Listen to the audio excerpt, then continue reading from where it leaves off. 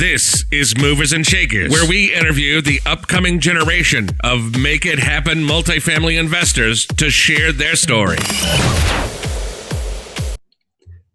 Welcome to the Movers and Shakers podcast. My name is Gino Barbaro. I'm one of the co-hosts of the show, a multifamily investor, educator, mentor, father, and I'm here with my brosif, Joshua Ryan Rusin. Joshua, how we doing, bro? Gino, doing well, man. I heard you crushed it speaking at a meetup last night, as always, adding value. Super excited to be on the show here with you today. How are you two? I'm doing good. The meetup was great last night because it was just people who want to invest in real estate. They had amazing questions. They were locked in. They were there for a reason. The environment was great. And I am here today with a special guest, Josh. I think you know this person. She's cooked a few times for you, right? You've been at my house. Hi, Josh. Here I have my wife, Julia. She is a mother of 6 children. She recently got her certification as a marriage/life coach. And she is going to be our guest today. You talk about movers and shakers, Josh. I think this is going to be a very powerful show.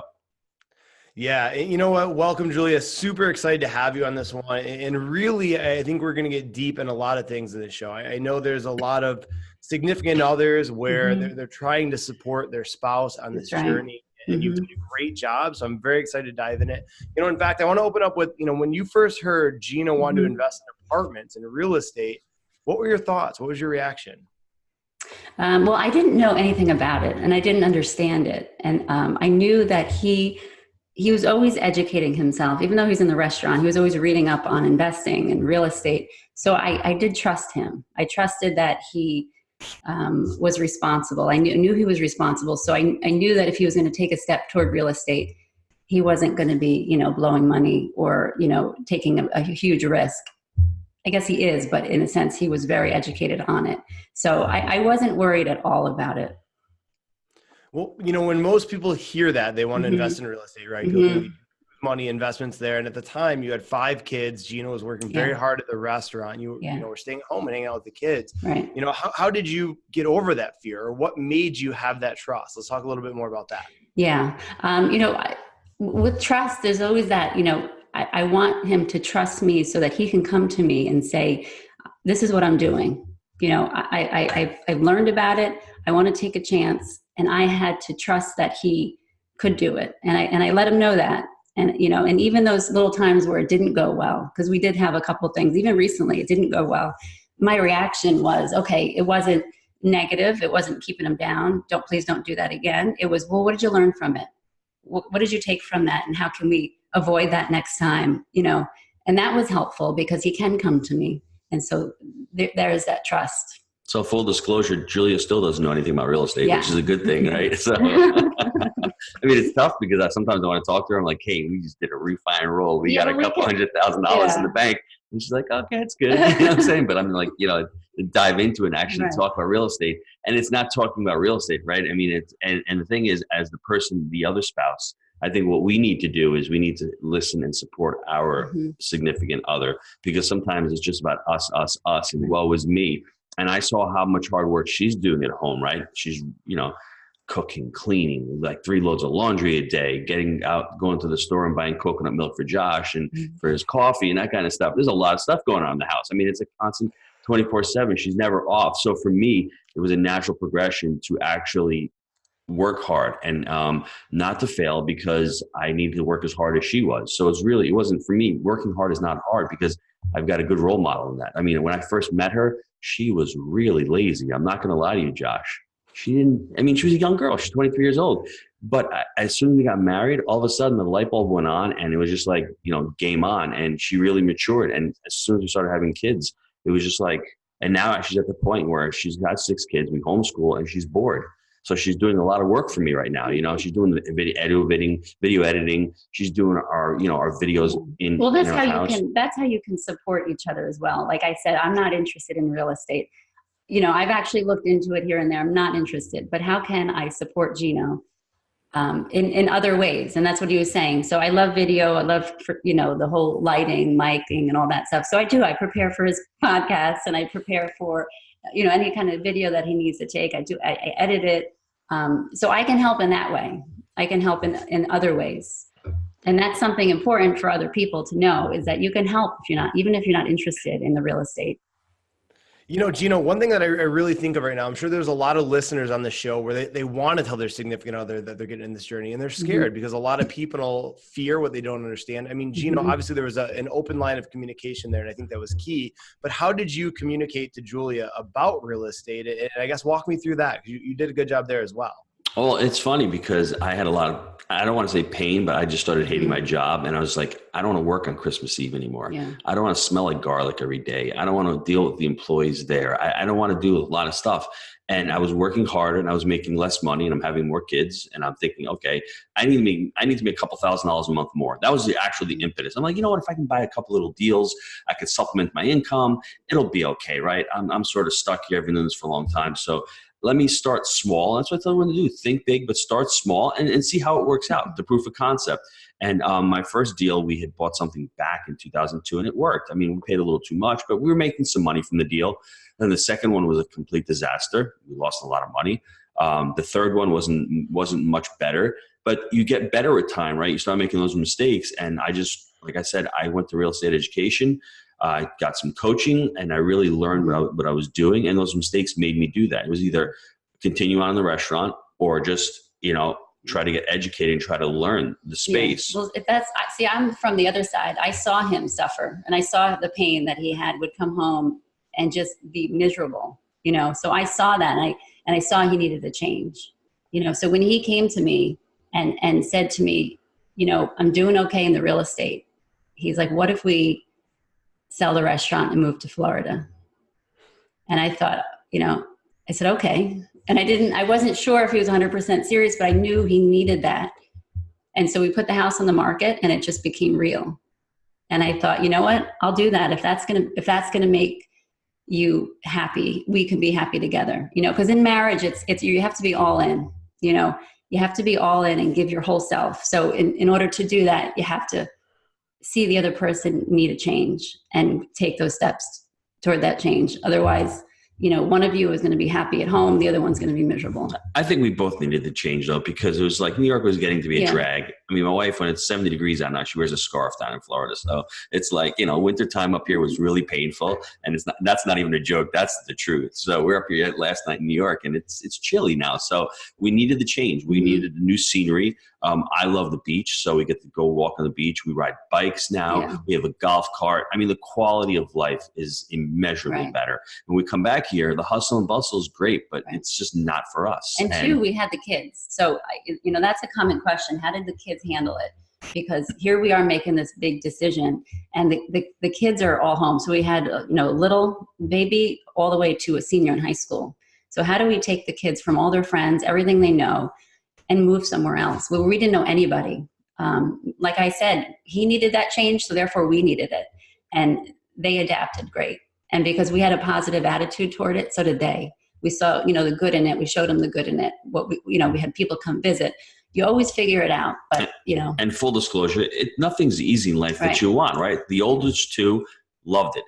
The middle ones, they hated it. It took them a little while to get used to it. But ultimately, they're not the ones making the decisions. You have to make the decisions for the entire family. Yeah. And I knew that if it didn't work out, I have no ego. I'm going to go back up to New York, sell what I got in Florida. I was renting for a year and move back up. And I had the pressure of the grandparents going, when are you coming back? Yeah. And I had everything. And now it's funny. Now that I did it, everyone's coming down because they can see there's a different quality of life. They can see that you can live better. You can, the weather's nicer. You're outside all the time. The people down south are just nicer. It's just a different way to live. And I loved it down there.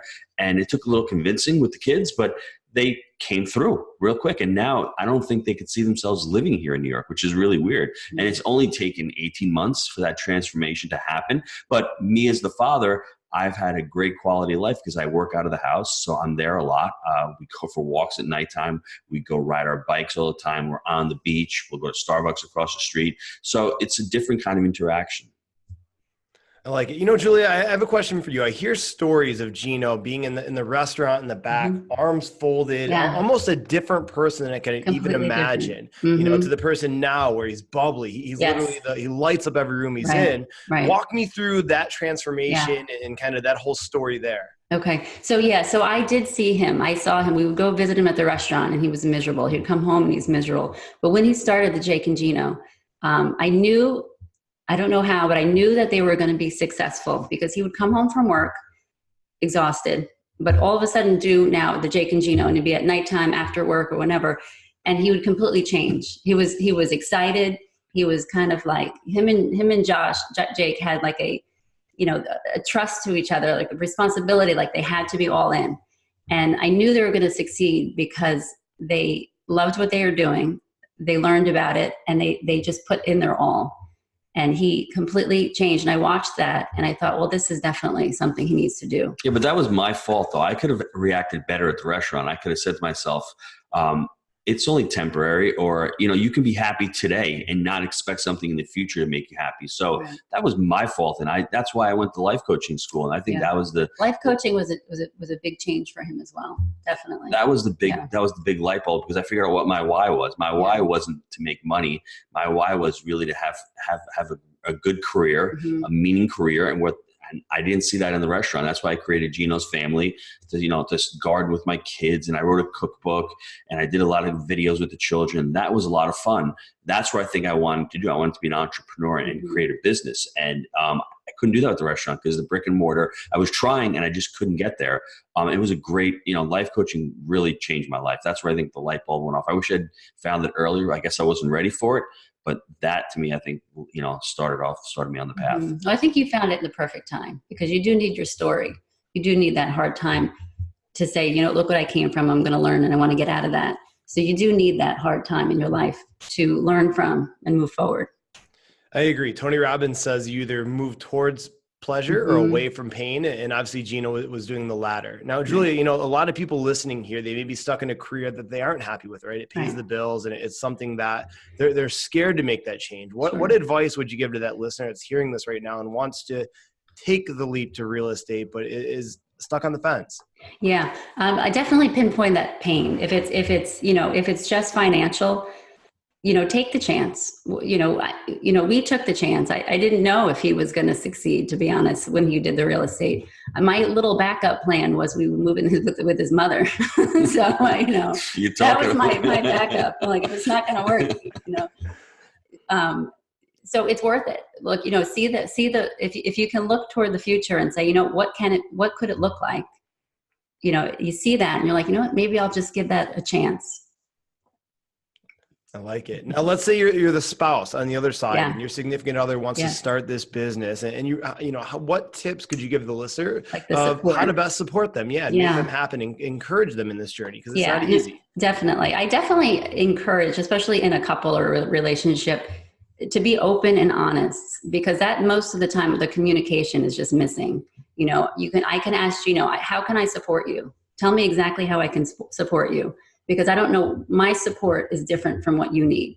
So I need to know from you, tell me what I can do for you. And he should ask the same. And now at the same time, we have to listen to each other and say, okay, do I have this right? This is what you need from me. Because if Gino just said to me, please support me, I might be doing things that he doesn't need. So it's important to have that open communication and to hear what you have to say. So let's talk about that and take it even deeper. What does that look like for you guys, and what do you think's missing? Is it just the communication for most people, or even getting clear on how to support them, the other person? Yeah. So like I said before, if I'm not supported at home, like if Gino came to me and said, I want to take this step into real estate, I'm just learning it, and you're not supporting me at home, it's going to be hard for me because I don't feel respected. I don't feel valued.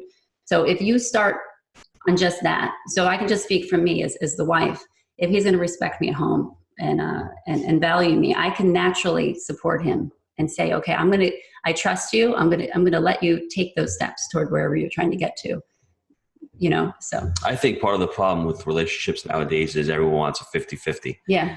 And she doesn't do 50% of the work. I don't do 50% of the work. If she's got to pull her weight one day, She does. Right. And the next day, if I've got to do something, I got to do something. Yeah. Do you think I want to get on the plane? I love you, Josh. Don't get me wrong. But I don't want to be in Knoxville for 3 days. And I know she doesn't want me to be there. Yeah. But for the greater good. To be 100%. And the best thing about it is that she sees how many people's lives I've changed. Yes. So now it's a lot easier for me and people that I've helped, right? Yeah. Even last night at the meetup, to see all those people, to meet everyone there, what kind of community we're creating. So that's for the greater good. So I have to sacrifice a lot. I don't want to do it because it goes against my values of being at home and being a dad. But then I weigh that against the amount of people that I'm affecting, and I'm getting better at my craft and I need to do it. Mm-hmm. So that's something that she needs to be supportive of. Like I promised her a couple of years ago, I'm not going to be that guy on the road and all. And here we go. I've got several. I remind him all the time. So it's like, do you remember that time you said? And I'm like, what time? But I mean, but the thing is, so she comes to the meetups with me now. She came to the meetup with me last night.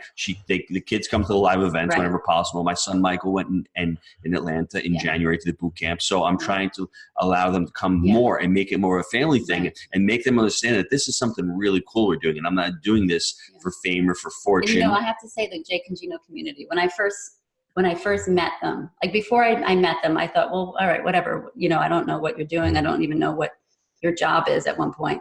I went to the first meetup and I met a lot of the Jake and Gina community. And I was like, oh my gosh, these people are genuine and they're unbelievable. So as I got to know them, it became easier for me to support him and easier for me to say, yes, go to that somewhere in Knoxville and you have to go to that boot camp, go, because you are making a difference. So that alone actually helped me, because it's hard for him, or it's hard in general to be a wife at home with children and have your husband leave. It's really difficult. But to see the people that you're helping was a big deal for me. And the hardest thing about that is you go away for the weekend and then what we do. Monday we go back to work. Right. So it's like you have no time off, and which is fine. But the kids understand that when I come home, it's all right. I'll spend half a day at nighttime, but it's the thing is, it's so much fun to do that it doesn't feel like work to me. I don't like the weekends because it's like everything's shut off and I can't interact with anybody. So once you see that, and I think if your spouse sees how much fun you're having and how enjoyable it is, and now that, she used to make fun of me being a life coach, and 6 months ago, she's like, what do life coaches do? Not much. They ask a few questions, and now she became a life coach. So the funny thing is, she, a spouse sees what the other one's doing and they really enjoy it, and they gravitate towards it. That's a great compliment to see that, I'm helping people out and now she's doing the same thing. Yeah. Well, you bring up a good point here, right? When you were able to see the results, it made it a lot easier. But a lot of people that are in this, they may not have those results. And this is a good question for both of you. Right. Early on, when you make this commitment, this decision, but you don't have the proof or the tangible concept that you've done it, how do you garner that faith and that belief? It's really easy for me. Find a mentor or find a community that's doing it. Find a role model. If you are the type who likes Grant Cardone and his message, gravitate towards that. If you're the type who likes Jake and Gino and their message of family, gravitate towards that.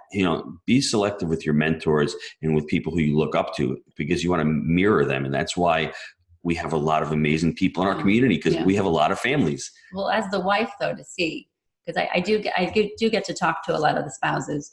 And that's what it's important to say, okay, the community is pretty awesome. There's some really great people, and that a huge difference for me, That's awesome. I firmly believe you attract what you put out. And I highly, I'll give it to you guys. I highly look up to you and the values and the way you live your life. And obviously that reflects with the type of people we attract within the community. So big props there. Okay, so I want to thank you, Julia, for being an amazing guest on the show and sharing your movers and shakers story, and honestly just being an inspiration, right? I believe this truly is a topic that isn't really talked about here, being a significant other of an investor and how to support them and what that looks like, right? So with that, guys, if you want to be the next movers and shaker, email me, josh@jakeandgino.com. And if you like the show, please leave us a review. Until next time, let's make it all a movers and shakers week. See ya. Josh, hi, Josh. Couple things. I don't want everyone to leave yet. If they need to get in touch with Julia, or if they have any questions, just email Julia at juliabarbaro@gmail.com. Julia, Julia, Barbaro @gmail.com. And I know it's difficult, and I know it might be a scary thing, but if you're looking to change your life, you've got to take massive action. And sometimes you need somebody to speak to or somebody to look up to. And if you need that, Jake and Gino communities here, and my wife would be more than happy to answer any questions. So let's keep making it happen, Josh. Let's keep moving the needle. Let's keep inspiring people. Let's keep telling people that you need to take action. You need to know what your why is. And at the end of the day, have some clarity and know what you're trying to achieve. Well said. Thanks, everybody.